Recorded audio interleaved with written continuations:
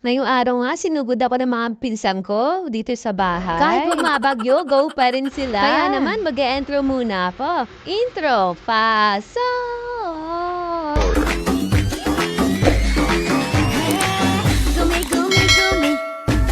Ang kukulit na nga nila dahil nakatagay na sila. Tinatawag nga ng ginitong mga palakahong pinsan. Ako nga yung pinapupunta nila sa bahay nila. Nagmadali na nga akong maligo para makapaghanda. Para makapunta agad sa bahay nila. Chinat ko na nga ng on the way na. Tinginam yan, hindi naniwala. Walang tiwala. At dinatnan nga nila ako, hawak ko toothbrush. Tinginang yan, nabuli pa ako. Yung on the way ko, nagtutoothbrush pa lang. At ito nga ang dalawang to, kanina ay pa sa camera. Magpapapicture daw sila, binibidyo ko naman. Dahil tumira na sila ng gin, pinagbigyan ko na dahil mga lasing na.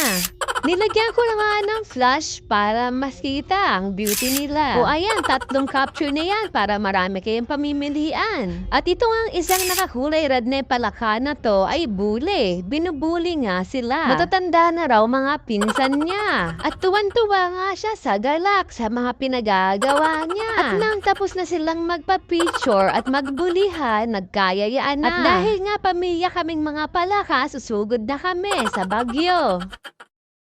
Wala kaming payong. Yung gagano pa.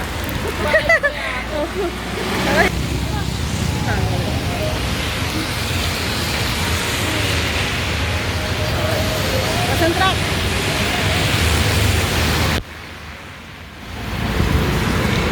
Ang lakas nga ng hangin at may ulan-ulan pa. King ina mga mare, palaka kami, bagyo ka lang. Kitang-kita nyo ang bakas sa mukha namin ang kasiyahan habang bumabagyo, umuulan. Naglakad nga kami ng mga 1 oras at kalahati at 2 minuto. At hindi nyo nga natatanong mga mare, pupunta kami sa bahay nitong nakakulay red na palaka. At habang naglalakad kami, pwede bang maglambing? Pasubscribe naman ang aking YouTube channel at follow na rin ng aking page at Tinans TV Bicolana Vlog. Shoutout nga pala dyan sa mga taga Bicol, sa mga nasalanta ng bagyo, dan sa mga taga Daet, sa mga taga Kamsur, mga Camarines Norte dyan. Lagi po tayong mag-iingat. Sana po nasa mabuting kalagayan po tayo ngayon. At ligtas ang lahat. Sa mga kamag-anakan ko dyan, sa mga taga Labo, sa mga Camarines Norte, mag-iingat po tayong lahat. Sa mga kumare at kumpare ko dyan, at mga friends, lagi po tayong mag-iingat, huwag po tayong makalimot sa taas. At sa hinaba-haba nga ng aming paglalakbay sa Bagyong Christine, at sa wakas, nakarating na rin kami sa aming patutunguhan. At nang pagdating namin, may nakahain na, lechon at pares. At kung may inuman, syempre, dapat may kainan. Tara mga mare, kain tayo. Hanggang dito na lang ang aking video. See you next vlog. Maraming salamat sa panonood.